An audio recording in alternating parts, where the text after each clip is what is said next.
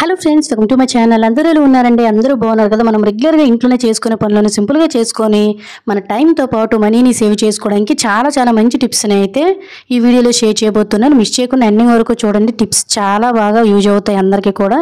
అలాగే వీడియో కనుక నచ్చినట్లయితే ప్లీజ్ ఒక లైక్ చేయడం అయితే మర్చిపోకండి. ఇప్పుడైతే ఫస్ట్ టిప్ అయితే తెలుసుకుందాము. సో ఇప్పుడైతే మనకు సమ్మర్ అనేది స్టార్ట్ అయిపోయింది కదండి. సమ్మర్లో ఎక్కువగా నిమ్మకాయ వాటర్ అనేది మనం తాగుతూ ఉంటాము.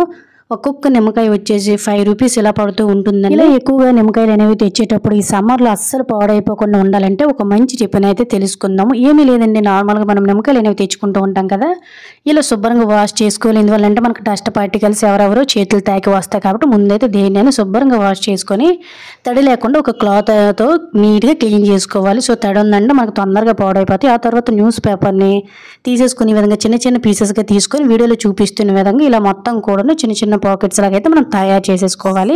అలాగే ఫ్రెండ్స్, ఇంకొక చిన్న రిక్వెస్ట్ అండి, ఇంకా మీరు ఎవరైనా మన ఛానల్ సబ్స్క్రైబ్ చేసుకోలేకపోతే ప్లీజ్ సబ్స్క్రైబ్ చేసుకుని పక్కన ఉన్న బెల్ ఐకాన్ ఆల్ యాక్టివేట్ చేసుకున్నారంటే ప్రతిరోజు నేను చేసే వీడియోలన్నీ డైలీ నోటిఫికేషన్లు వస్తాయి. సో ఈ విధంగా నిమ్మకాయలన్నింటినీ కూడా ఇలా మనం కాగితాలతో చుట్టేసుకున్న తర్వాత ఏదైనా ఒక బాక్స్లో ఈ విధంగా మనం పెట్టేసుకొని మూత పెట్టుకుని ఫ్రిడ్జ్లో పెట్టుకున్నాం అనుకోండి, నెల 15 రోజులైనా కూడా నిమ్మకాయ అనేది వాడిపోకుండా కుళ్ళిపోకుండా మనం నార్మల్గా కొంటే ఎలా ఉంటుందో అలానే ఉంటాయండి. సో ఈ టిప్ వల్ల మన మనీ అనేది చాలా వరకు సేవ్ అవుతుంది, యూజ్ అవుతుంది. అంటే ట్రై చేయండి. ఇంక సెకండ్ టిప్ అయితే తెలుసుకుందాము.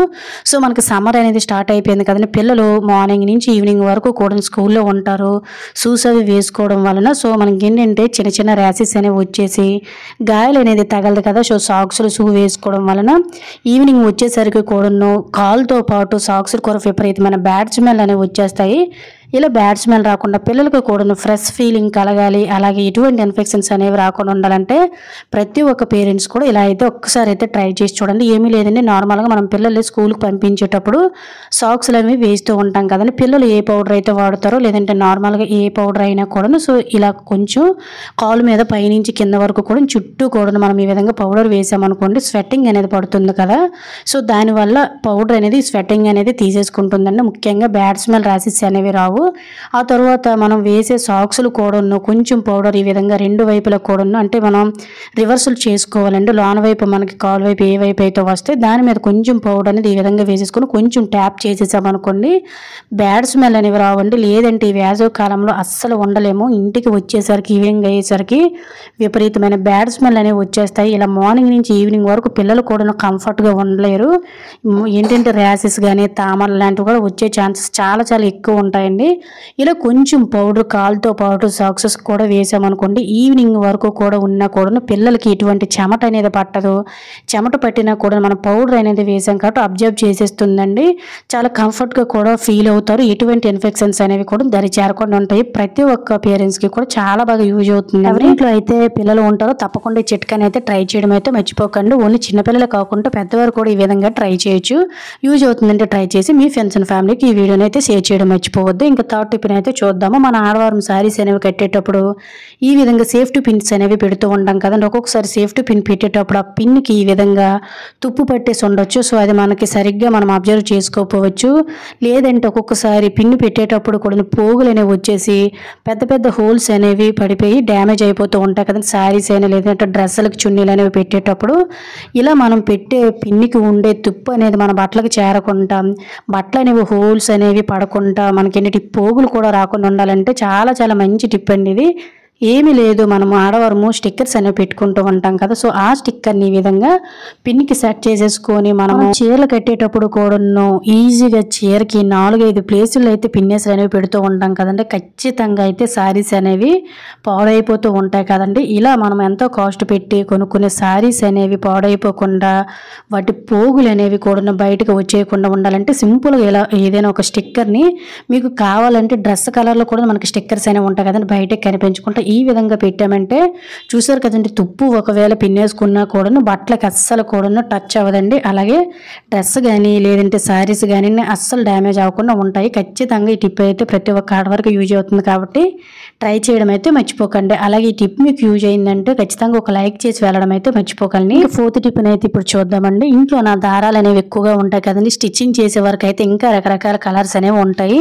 వీటితో వచ్చే ప్రాబ్లం ఏంటంటే దారాలు అనేవి ఈ విధంగా ఊడిపోతూ కూడా మనం ఎక్కడ పెడితే అక్కడ పడేసామంటే చాలా చాలా చిరాగ్గా వచ్చేసి దారం అనేది ముఖ్యంగా మనకు వేస్ట్ అయిపోతుందండి. ఇలా దారం అనేది వేస్ట్ అవ్వకుండా అన్నీ ఒకే దగ్గర ఉండడం కోసం ఒక మంచి టిప్ అనేది తెలుసుకుందాం. ఏమీ లేదండి, బిర్యానీ బాక్సెస్ కానీ లేదంటే ఇంట్లోని ఏవైనా ఓల్డ్ బాక్సెస్ అనేవి ఉంటాయి కదండి. సో ఒకటి తీసేసుకుని నేను ఇక్కడైతే ఒక స్వీట్ బాక్స్ని అయితే తీసుకున్నాను అన్నమాట, మీడియం సైజుది. దీనికి ఏదైనా మన ఇంట్లోనే ఎప్పుడైనా కూడా వాడేసిన రబ్బర్ బ్యాండ్లు అనేవి ఉంటాయి కదండి. అంటే మనకు ఒక్కొక్కసారి కూడా లార్జ్ అయిపోతే పడేస్తూ ఉంటాము. అవి ఈ విధంగా వీడియోలో చూపిస్తున్న విధంగా తీసుకునే బాక్స్కి ఇలా పెట్టేసుకొని ఇలా మనం దారపండుని చక్కగా చుట్టూ కూడా పెట్టేసుకున్నాం అనుకోండి, చాలా చాలా దారాలు అయితే మనం ఇక్కడ హోల్డ్ చేసుకోవచ్చండి. ఇక్కడ పడేస్తాము, అక్కడ పడేస్తాము, లేదంటే దారాలు అనేవి మనకి సింపుల్గా ఇలా ఒక దగ్గర హోల్డ్ చేసుకోవడానికి చాలా చాలా బాగా యూజ్ అవుతుంది. దీనివల్ల మనకి దారాలు అనేవి పాడైపోతాయి అనే ఛాన్స్ అనేది ఏమి ఉండదండి. అలాగే లోన వైపు కూడా మనకైతే బాక్స్ ఓపెన్గా ఉంది కాబట్టి మిషన్కి సంబంధించిన ఐటమ్స్ అన్ని పెట్టుకొని ఒకే దగ్గర పెట్టుకొని మన టైంని అయితే సేవ్ చేసుకోవచ్చు. యూజ్ అవుతుందంటే ట్రై చేయండి. ఇంకా 5వ టిప్ అయితే చూద్దాము. ప్రతిరోజు కూడా ఫోన్స్కి ఛార్జింగ్ అనేది పెడుతూ ఉంటాం కదండి. మనలో చాలా మంది ఛార్జింగ్ పెట్టేటప్పుడు ఈ విధంగా ప్లేస్ లేనప్పుడు అదే ఛార్జర్ మీద ఈ విధంగా పెట్టేస్తూ ఉంటారండి. అందరికీ కూడా ఈ ఛార్జర్స్ అనేవి పెద్దగా ఉండవు కదా, చాలా మందికి చిన్నవి ఉంటాయి, పెద్దవి ఉంటాయి.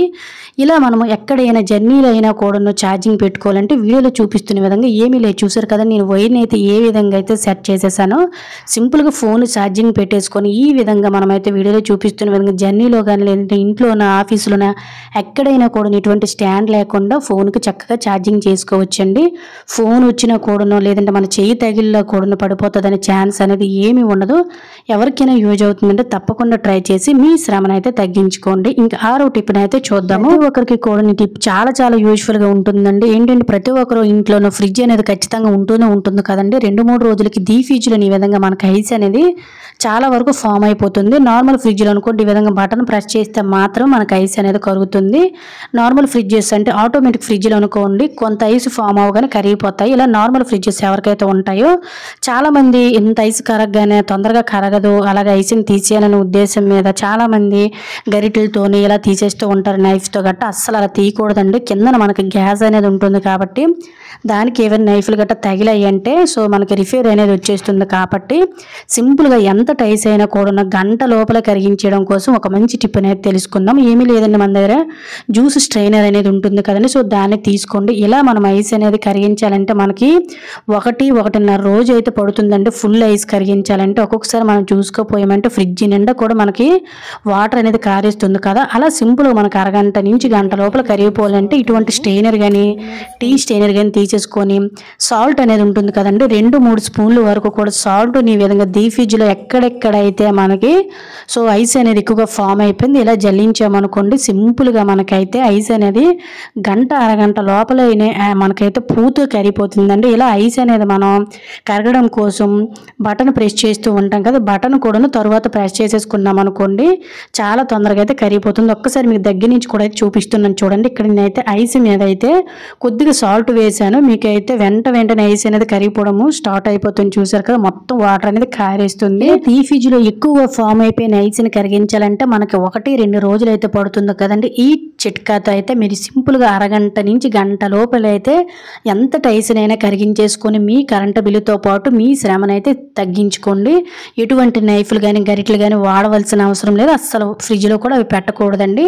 సింపుల్గా ఈ విధంగా మనము కొద్దిగా సాల్ట్ని జల్లేసుకొని చక్కగా మనం బటన్ అనేది ప్రెస్ చేస్తాం కదా ఐస్ కారడానికి, అది ప్రెస్ చేసేసి అలా వదిలేయండి.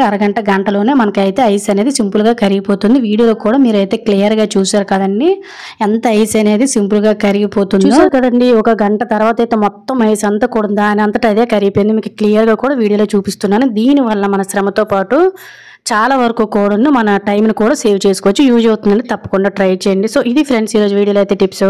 వీడియో కనుక నచ్చినట్లయితే please like, share, subscribe my channel. Thank you for watching. By.